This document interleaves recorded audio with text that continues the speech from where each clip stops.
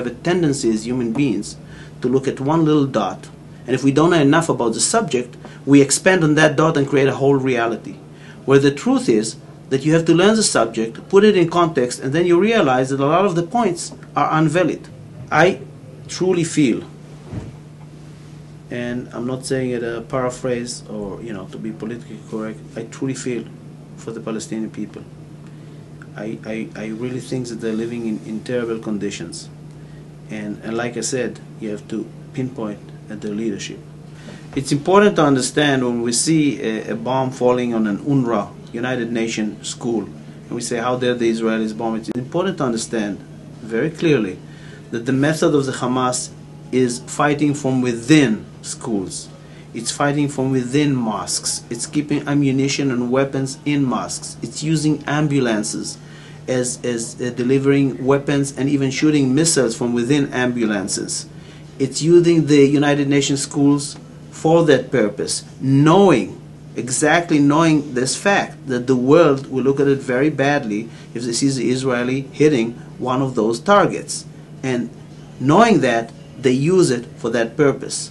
In many cases, this is part of the PR word. They understand that PR, since other methods don't really work, PR is the best weapon they have in their hand. And in many cases, not all cases, many cases, they will manipulate a lot of what we see on TV and picture-wise to their advantage. I keep saying to my friends, give me 5 years to be Prime Minister of Gaza. Here's the points that I would do. My first initial list, if you give me 5 years to take the Palestinians out of their misery. Number one, kill terror. Denounce it. Take it out of any frame of thinking, of law. Take it out of schools. Take it out of a way of living. There is no more terror as a way of living. Number two, sign peace with Israel. The moment you sign peace with Israel, the borders open. Israel comes in. Israel helps. Israel works with you. It opens the gates to the whole world. The whole mentality changes. Number three, close the Palestinian camps. It's about time. The Palestinian camps are kept over there artificially, so there is something to point at to say, here we have a problem. I want to pay attention for a moment that the Palestinian refugee problem is not the only refugee problem that is in existence. There was another big refugee problem. Almost 1 million had to leave their homes, were thrown away. Some of them were, before they were thrown into jail or killed.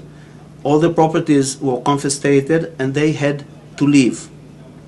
I'm talking about all the Jews that left the Arab countries, coming to Israel. Except, of course, when they came to Israel, they were not put in any camps. They were not sustained there. It was obvious they'll assimilate with the rest of the population. This is their homeland. And we don't have a problem. Nobody points at it because the Jews immediately took them into them. It's one group.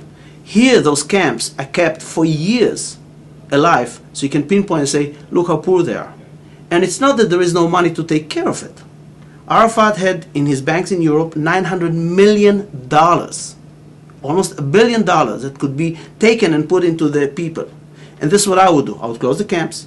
And with the money, and a lot of money comes into Hamas, into Gaza, with the money, I would build for them apartments, infrastructure of streets, schools, food. I would open the harbor. Commerce comes in. The world connects. Before you know it, this place is so prosperous and beautiful. And I would live aside the way of killing, of terror. Those are the first 5 steps that I would do immediately. If I would become the Prime Minister of the Gaza Strip. Look at the people that lead you and see that they're leading you astray. They're leading you to the wrong place. It's not Israel. How humane the Israeli military and the Air Force is. This is something you don't understand until you come from it and understand how Israel in his whole doctrine rethinks how not to hurt civilians. I'll give you 2 fast examples. I might add at this point that today's weapon systems are so accurate that you can hit and pinpoint to a target without creating collateral damage. In other words, least damage to the surroundings. So this is the weapon systems that we're using today. On top of it, an Apache will stand. It has its target. It's a very clear target. It's a terrorist. Before getting the authorization, it takes many steps to the authorizing to shoot this one missile because they want to make sure that no civilians are around and no innocent bystander will get hurt. That's the first step. After that, finally he gets the authorization. The missile is on its way. Mind you, the missile left the helicopter. Above the helicopter, there will be a UAV that's watching the whole scene. If at any point the UAV with its cameras detects that the vehicle is getting back to innocent civilians, it will immediately inform the Apache pilot or the Cobra pilot and will instruct it to deviate the missile in the air and explode it without hitting the target. Unheard of. Unheard of for any military for doing such a thing. Another example, they hold their ammunition in apartments, in buildings where civilians live. What does Israel do? Before it sends the F-16s or F-15 to bomb that place, because, mind you, this is now a military post, okay? And I want to add here is that by Geneva Accord, if you fight from within civilians and civilians get killed, you didn't pass any international law. You didn't create any crime. It's on the person or on the country that decides to fight from within civilians. This is the Geneva Accord. Back to the story. What Israel does is, half hour before the attack, it will call, telephone call, to the people that live in the house and say, listen, we are about to attack and destroy the house. Again, unprecedented because it takes the effect of the element of surprise you're taking out of it. Now, usually it gives them enough time to run away. Hamas decided, oh, let's use it to our advantage. Not only they tell the people you have to stay and they force them to stay, they bring more people, more civilians to that house. They put them on the roofs of the house. But in order to avoid that even, what Israel will do, Israel will shoot a small bomb. Whether it was an F-16 or it was an attack helicopter, something small to one of the departments of the house. Doesn't create any real damage. But what it does, it shows the people in the house, listen, we are bombing your house. I mean, we are serious. Then they run away because a little bomb fell. And once we made sure that they ran away, the big bombs will come and destroy the house. This is the extent of where the IDF and the Israeli Air Force goes to save or to try to spare innocent lives of people. Nobody knows about it. For every bomb that you see on TV that Israel drops, there are 30 bombs that you don't hear about. They were not dropped because you don't want to hit, civilians. Same with the infantry. We have those famous shots of hitting the different tunnels where they smuggle weapons. And after that, the IDF comes in and helps the Hamas soldiers out of it, takes care of them, takes care of the wounded. Unprecedented. I'm not even getting into the fact that we send in tons and tons of food, medical supplies to take care of them. I'm not even talking about the fact that we bring them to our hospitals. Unprecedented.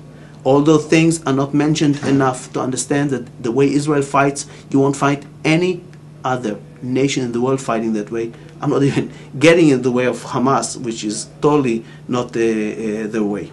I want to stress together with all of this the fix or the catch that Israel is in, and the faster we come to terms with it, it will be easier it is to live with it. It's our reality and we just have to accept it. What Israel is doing now in the Gaza Strip was a must. There was no way around it. We waited too long, and 8 years, and they built and designed their infrastructure of a military that really needs to be somehow obliterated and destroyed. There was no way around it. But the other side of it, it won't, in the long run, it won't solve the problem, which is bringing those two nations together, which is what we would like to do. So this is the fix that Israel is in. It has to do it, but we know that violence, answering violence, won't answer the long-term problem. You have to come to an understanding, and you have to find people on the other side, and we don't have it right now, that are willing to talk to you and truly come to understanding with Israel. Because the way right now they believe and the way their emancipation is written, Israel doesn't have a right to exist, the Jews don't have to sit there, and Israel has to be destroyed. And as long as this is written in their books, there is no way that we can come to some kind of understanding.